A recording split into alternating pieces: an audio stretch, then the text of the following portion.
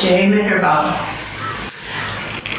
My name is Elain Cox, and I've been asked to tell my recollections of my first trip to India, the 1969 Darshan in Pune. I was at the time living in New York City, and there were two flights out of New York, and I was on, I believe, the second one, and it was referred to as the Myrtle Beach flight. And Fred and Ella Winterfeld were sort of the custodians of us on that flight. There were a lot of people, but I won't mention everyone. And the date today is Sunday, the 5th of April, 2009. I'm thinking 1969. 2009. And we're at Meherabad in the Rahuri cabin. Jaipal. My recollections of that trip, which was one of the turning points in my life, of course, are, shall we say, sketchy. They're like little vignettes, and most of them are not connected in any order. I went through the experience. I imagine all of us who were having our first trip were in some way, if not shocked, but everything was so new and so different, and it was such a big thing to be going in the first place. And everything we saw took our eye, took our attention. And I found at the 20th anniversary, there was a gathering in Myrtle Beach of Darshanis, and at that time, I became aware that I'm not the only one who didn't remember that much of the Darshan, just these little pictures of it. So all I can do is try to string them together now, looking back. At the beginning of this trip, our flight was, they had to change the plane. Either the plane didn't come in from Bombay. We were all at JFK, and it was Air India. And Air India had to suddenly get another plane out, clean it, get it ready for the flight, and do whatever they do. And our flight was to have left in the evening. And so they couldn't fly us out that night. So they put us all up in a hotel at the airport. And we all were most of us were, of course, the young people just coming to Baba. And we partied pretty much all night long. And so the next morning when the plane was ready for us to leave, and we were all bussed, get on the plane. We were all exhausted, or I was, speaking for myself, exhausted when I got on the plane. And then the plane was all treated, it was all first class. So if you asked for a drink or anything, they would just stick a bottle of champagne in your hand. Well, we thought this was pretty fine, right? So we were enjoying this first class treatment all the way. We stopped in Cairo going over. And there's a funny story connected with that, but it's on a person, and I think I won't tell it, but this is I've been told to tell this story. Okay, this is a very funny story on absolutely darling and precious Wendy Haynes Connor. At this time, the Arab-Israeli war was just beginning. It was over, but I mean, it was still a very hot thing. Nobody really knew that it was over. And at the airport, when we landed in Cairo, our plane was greeted with guards carrying machine guns. And the plane was way out on the tarmac, and we were bussed into the airport while the plane was refitted. And we were kept in a pretty small area under this armed guard the whole time. And as we get off the plane and we're in this bus, Wendy, who was in her teens at that time, here we are in Cairo. Wendy starts singing, Hava Nagila, Hava Nagila. And she's having a great hooting time, and we're all kind of like, Wendy. And the armed guards in the plane never even batted an eyelash, thank God. But it was a very tense time for them. And that was just a funny story. Nothing ever happened, of course, but that's sort of how the trip got off to a start. It was a day late arriving. And when I got off the plane, after all of that free food and free drink, I was actually exhausted, and I was tired when I got on the plane and exhausted when we finally arrived in Bombay. This was way before it was called Mumbai. And those of us that got off the plane sick, we could not be, we weren't driven. They put us on the train. So I had my first train trip in India immediately, and we went up through the Ghats on the train. And if I hadn't been so sick, I would have really enjoyed it. But by that time, I had a sore throat and a fever, a slight fever. So then they drove us to our hotels, and I stayed in the Gulmoor Hotel, which was next door to the Amir Hotel. And both hotels were booked for all of us. And that came to be an important factor because of the first day of Darshan, the next day, everyone was bussed over to Guru Prasad for the first time, and I still had a fever, and I had to stay in my hotel room alone. And so I missed the first day of Darshan at Guru Prasad. And there I was alone in my room, and I was really warm from this fever. And I was wearing the bed sheet like a toga because it was very hot that April, and that continued to be quite a problem with the intense heat. In my room that day, I was feeling very, I didn't know what I was missing because I'd never seen Guru Prasad, and it was Dr. Hoshan Barucha was taking care of us, those who were sick, and I felt very isolated there and feeling sorry for myself in my hotel room. And I was on one side of the Gulmoor Hotel, there was an empty lot, and there were Gulmoor trees in that lot. And being hot season, all these Gulmoor trees were in full flower, which means that they looked like flame. A tree of flame. And of course, I was hot, the tree looked like flame, and the air was pretty much like flame. It was way over 100 degrees. And I remember standing at that window, just pouring perspiration, feeling so sorry for myself. And I was on the second floor, looking out. And all of a sudden, just for a moment,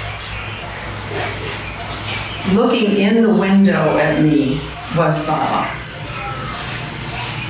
And it's not exactly that I saw him, but his presence was there, and so much so that what he was wearing a full-length sagar, and he was standing under the Gulmoor tree, and yet his eyes were looking right in my window on the second floor.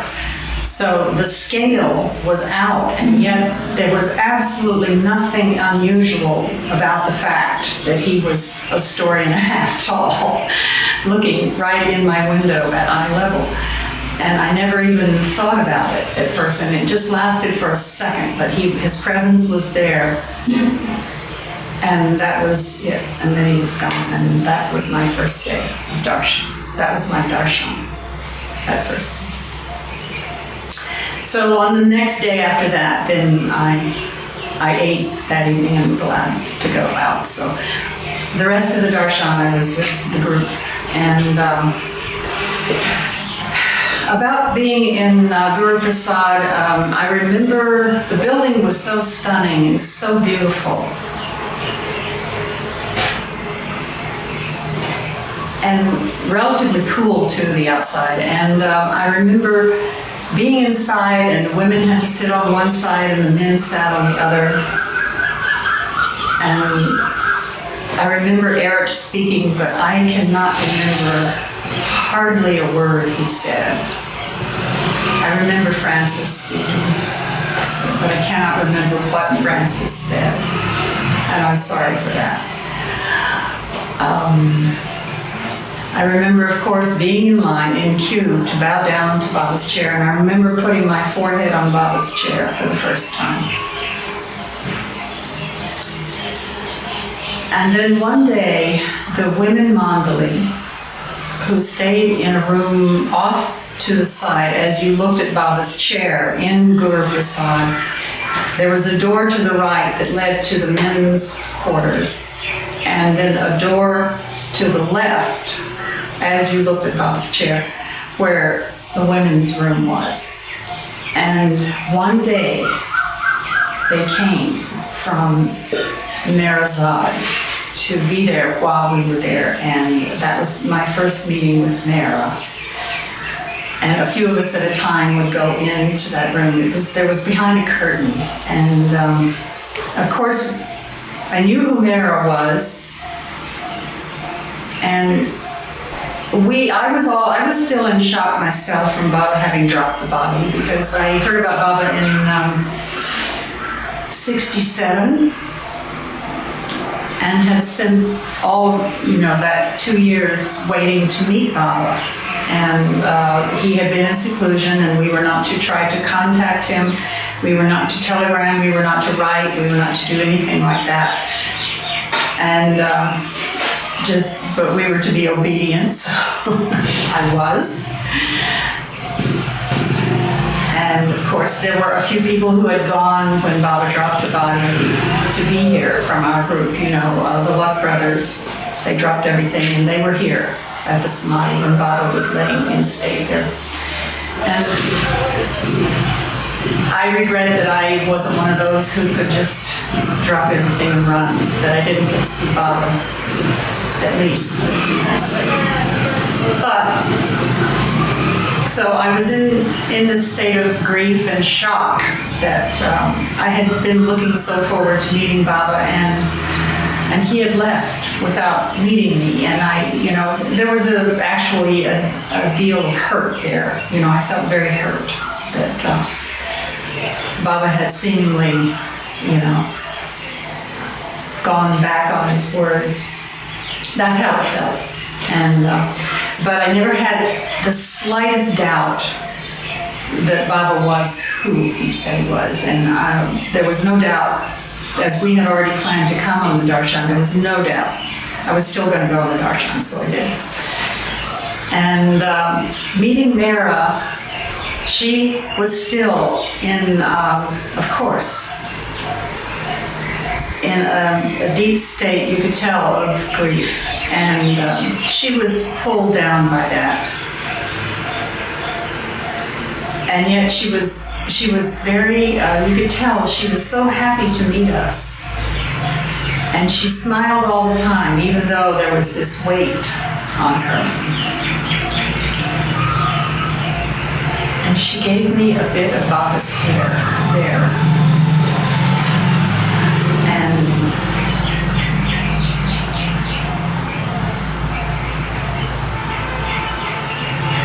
I just remember how she was, and how Mani was. Mani was like the face of the moon was smiling. Well, she was so sweet. And all the women. those were my first real, actual memories of the Darshan, except meeting Baba under the Gulmore tree, of course. But every day we would be bused to Guru Prasad, and there would be a talk by somebody. But most of the talks, I don't remember the words that were said. In the same way that I don't remember any of the things that were said at Baba's meetings, the Monday night meetings in New York. I just kept going to those meetings, and what was said didn't seem to matter. So it was never the words for me. Then one day, we were to be bused there and back in one day from Pune to Meherabad here, and Meherabad and back to Pune, all in one day. Now on that particular day, I am told the temperature was 120, and I believe it because I thought I was going to die. Coming back in that bus at the end of that horribly hot day, I remember seeing birds falling off branches and catching themselves and just, fluttering to the ground. It was so hot. It was just unbelievable. And the only buses they could get for us, all of this had to be done in such a hurry for the planners and the Mandali here, were these old school buses, retired school buses. And they were sort of that brownish color, like tan color.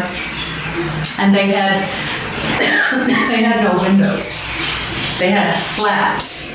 They had little leather or canvas, I'm not sure which, flaps that rolled up and snapped into place. And the only way you could keep the dust from rolling in, or the heat for that matter, was to let your flap down, which only made it hotter in these buses. And these buses had no shocks left. And it was the most amazing kind of physical torture.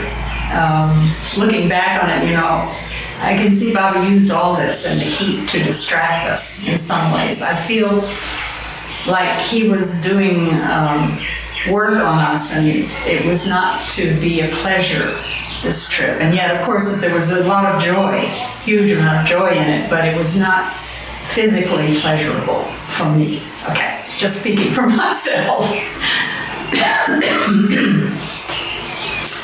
Anyway, we were bused here, and I met Padre for the first time in Mandali Hall, and he gave a tour of Lower Meherabad, brief tour. There wasn't very much here at that time. There was the Dharamshala, which I forget how he referred to it at the time, but mostly we spent the time inside Mandali Hall, and Padre talked about Meherabad. And then he took us up the hill, and we walked up the hill in the heat, and the Samadhi had it was just there, blazing away in the sun, and it had no real trees around it. It had a platform out to the right of the Samadhi, and there were meditation booths in a row at the back of that. And there was no shade out front, there was no roof, there was no, it was just dirt in the front. And we stood in line in the sun, those of us that didn't think to bring something like an umbrella. We all had hats, but there was no real shade. And we stood in, I remember standing there thinking, just all I could think of was my physical condition, which was suffering. And I remember being next in line to go in to the Samadhi. And I don't remember touching my head to the stone. I just remember going in, I think, and then everything else was a blank. So I think that Baba wanted us to be unconscious, completely unconscious, for whatever reason, because I certainly felt like I was. And I had nothing really going on in my head. I was just surviving. I was kind of preoccupied with surviving. And then we came out of the Samadhi, and then we just walked down the hill again. And we were driven out to Meherabad, and I think that Francis had come for that. Francis was there. He was in Pune, and then I think he came out to Meherabad for that day. And met all the Mandali at Meherabad, and walked around, and of course we were in Baba's room. And the blue bus, and the caravan, and all of those things we were shown. And Erich spoke in Mandali Hall there, Baba's hall, and we bowed down to his chair.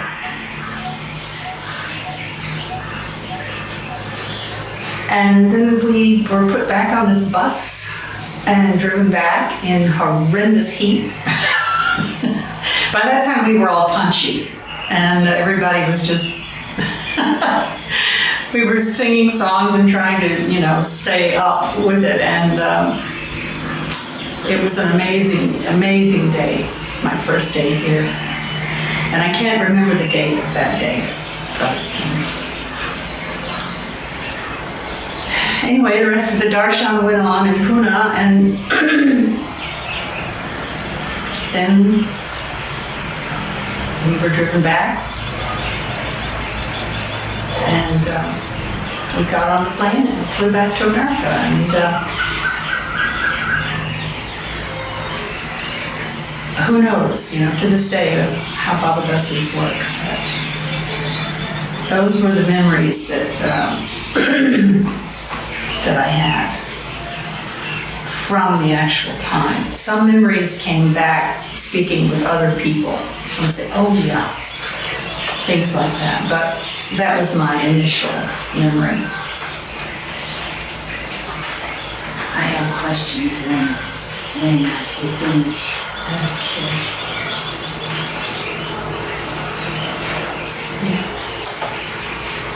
How did you hear about the darshan, and how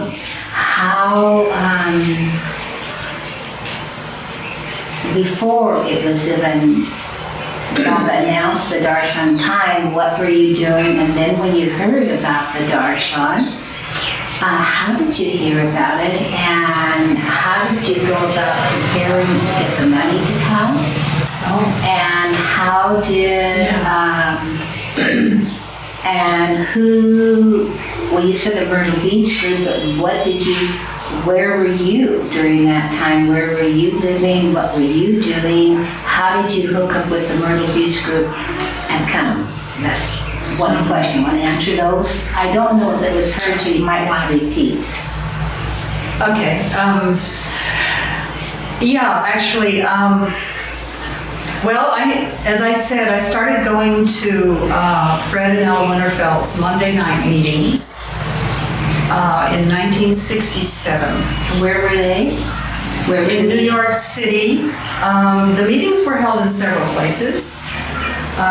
Towards the end, they were held in their apartment. Sometimes they were, and sometimes they were held in the rehearsal rooms, which is of Carnegie Hall, which is in the same block that Fred and Ella Winterfeld lived in. It was kind of a magical block. On the 7th Avenue side was the Wellington Hotel where Margaret lived, Miss Krask. And then on the 6th Avenue side is where Fred and Ella Winterfeld lived. And he was the super of a big high-rise building there.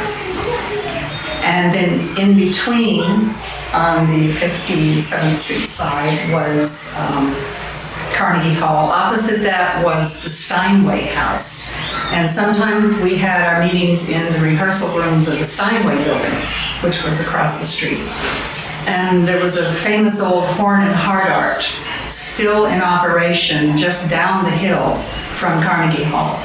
And after the meetings, we would go to that horn and heart art, and we would all sit there and just talk about Baba. What's a horn and heart art? Horn and heart art is a very famous old New York institution of, let's see, I forget what they call them now, but you put your quarter in and you opened a little thing, pulled out a piece of pie, you could get all kinds of food prepared there, and it was like already prepared, and you could just like lift a little window. I forget what they call it now, maybe that'll come to me in a minute. But it was such an institution in New York at that time, and that's no longer there. Something else is in that same place now. But we would go after the meetings, we would go to that Horn and Hardart, and we'd all have our coffee and pie or whatever, and sit at the little tiny cabaret-sized tables and talk about Baba. And Beryl Williams was this wonderful, wonderful woman who died before the Darshan. She died while Baba was still in the body. And she gave me my first lock of Baba's hair right there in that Horn and Hardart. So I have some wonderful memories of that block. I think Baba loved that block, to have Elizabeth and Fred and Ella and all the Baba activity that happened in that block. It was quite an amazing thing. And when I heard about this, it was just announced, Fred and Ella announced it at one of the Monday night meetings, that Meher Baba has finally invited us to meet, to have his darshan in Pune. And I can't remember, of course, the date that he announced it, but it was a very, we who had been told not to write, not to telegram, not to try to contact Baba in any way, were so thrilled. It was such a wonderful thing to finally think that we were, oh, he's invited us at last. So it was an amazing thing. Now, my husband was in graduate school at the time. Bill Scherer is his name. He still lives in New York in the West Village. And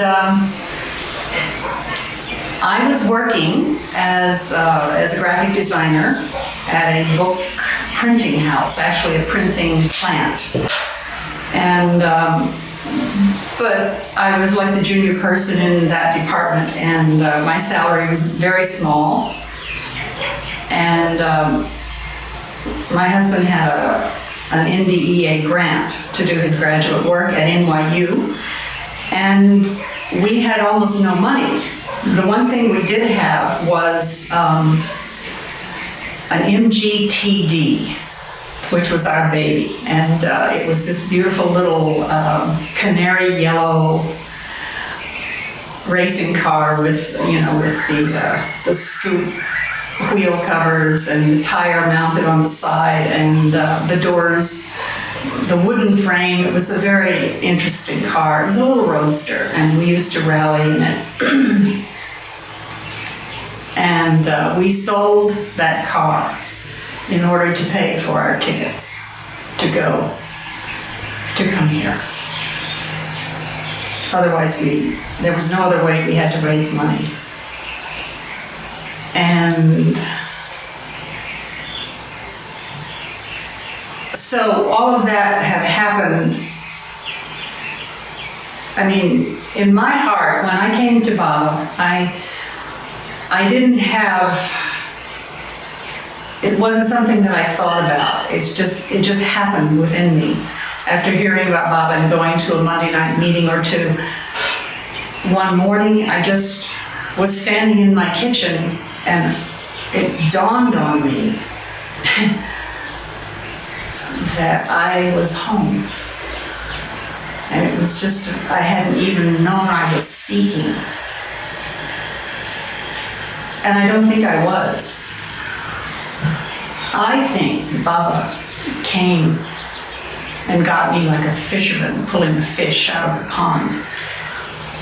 The fish never sees the fisherman up there. The fish has no idea that there is a fisherman. But all of a sudden, the fish is yanked out of the only atmosphere that it knows, and suddenly is gasping for air and thrashing about, and the fisherman has him. And that was more or less my experience of coming to Baba. Not that I thrashed about it. It was very calm, just standing in my kitchen. It was just sort of oh my God, I'm home. This is home. And that's all there was to it. So when Baba finally invited, then we had the excitement of being invited, you know. And so it was quite crushing when Baba dropped the body from me. Because I felt he had invited me and everybody, you know.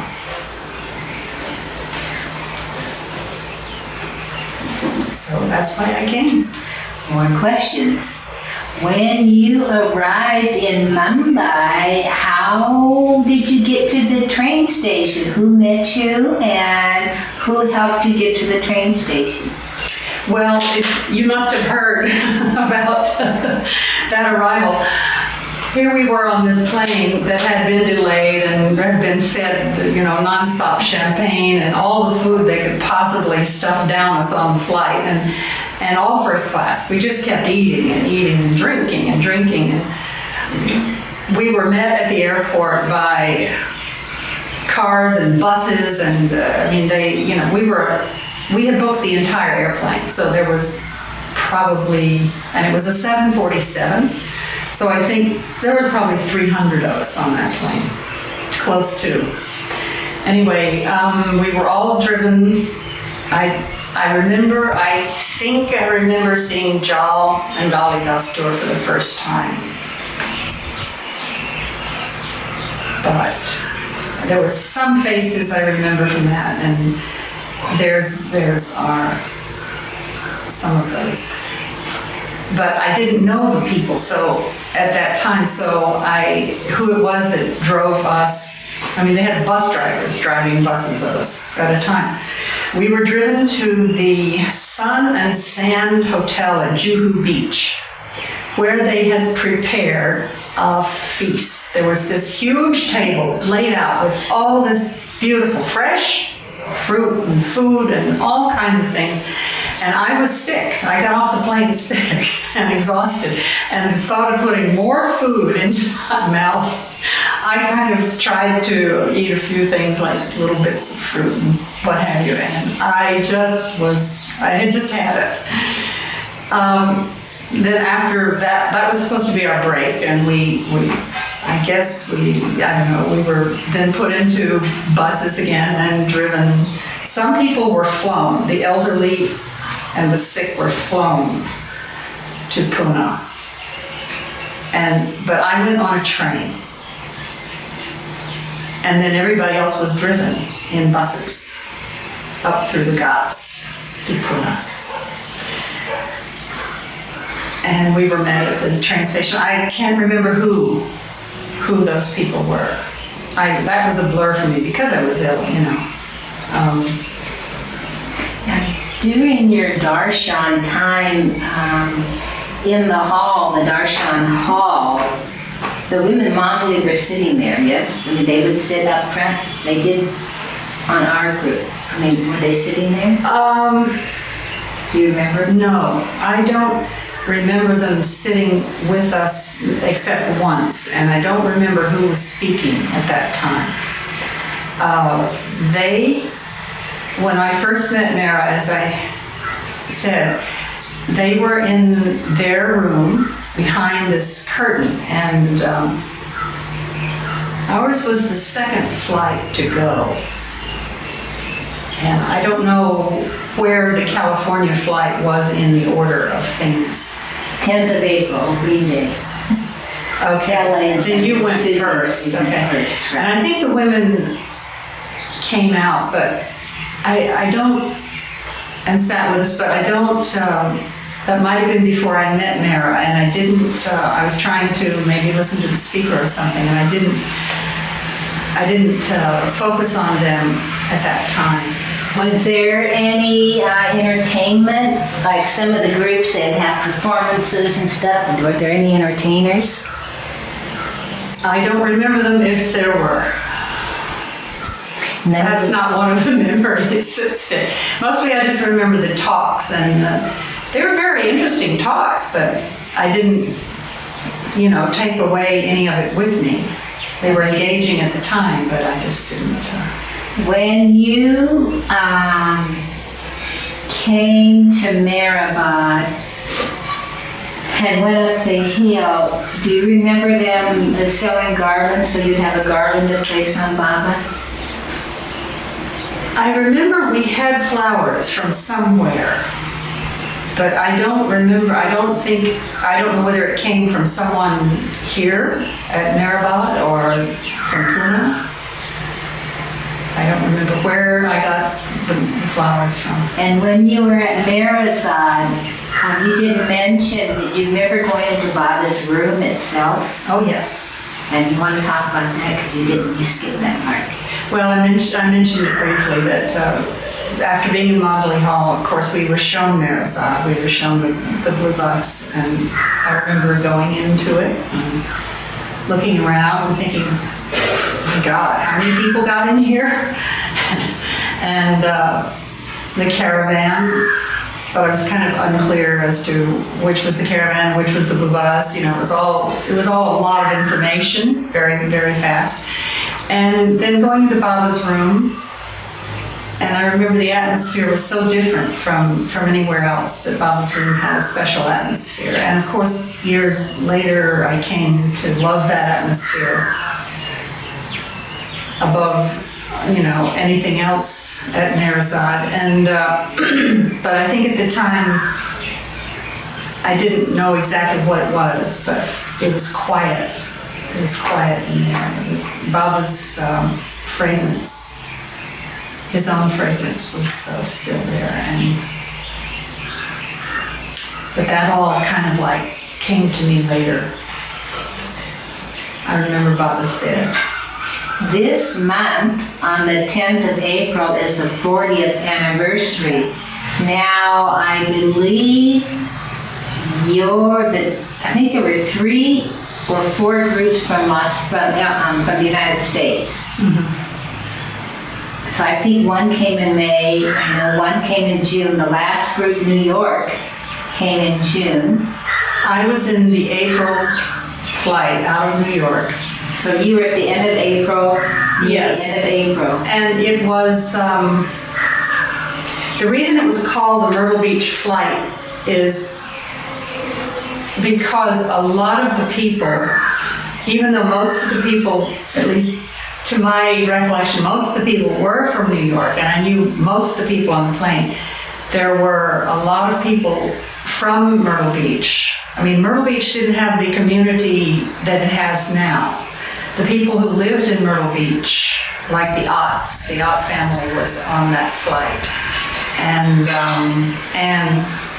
I think Anne was there, Anne Conlon was there.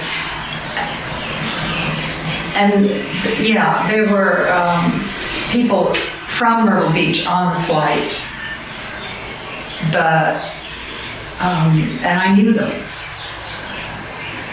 And Kitty. Now, so your 40th anniversary will be coming up in a couple of weeks. Yes. Yes. When you returned to America after you left here, because I remember you only allowed to be here 10 days, and Darshan was 4 days. When you returned, did you think much about it? Do you remember anything happening, anything in particular happening, or being replaying for yourself your time here? Because obviously coming to India, to Baba's Darshan, it was unique. And so, but did you find yourself reflecting back, or did you just like it happened and now it's time to go on? How did it affect you? Well, I felt very deeply affected, but not in a way that changed my outward life. My coming to Baba and everything was like a 180-degree rotation, but it was all inward. And I continued with my work, my job, but it's like your perception of the world, your perception of your job, your perception of everything you do is what has changed. And I mean, I was already with Baba before I went. And the things that went on, I think they probably ran through my head. This is 40 years ago, okay? That's quite a question.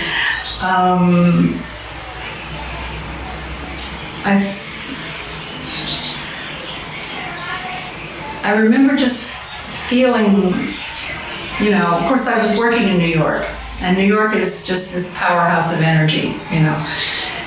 And I just got back into my work. You know, I guess I had some jet lag, I don't know. I don't even remember that, but I just remember the thoughts would come out just at random. It's not like I sat and consciously processed anything. I just let everything settle in. And the sense of being on the other side of the world I don't think it ever really dawned on me. And to this day, I don't feel like I'm in any strange place when I'm here. This isn't such a big world, you know, after all. And this is, I don't know that I have ever consciously felt I've been here before or not. It doesn't matter. This is just, Baba has made this available to me as my home. And You began coming here for periods of time. How far after that you began coming? there was about a 5-year gap, and I came again in 1974. And then after that, I've come almost every year, and sometime in the last 15 or 17 years, twice a year. So there was one year that I wasn't able to come because I had a bad back. And that year I remember, that was 1985, I think. That was a pretty bad year, 85. And but since then, I think I've come every year and twice a year, sometimes, most of the time, in the last 17. So I don't know how many trips I've had. Elain Cox, thank you very much. Avatar. Thank you, Baba. DJ.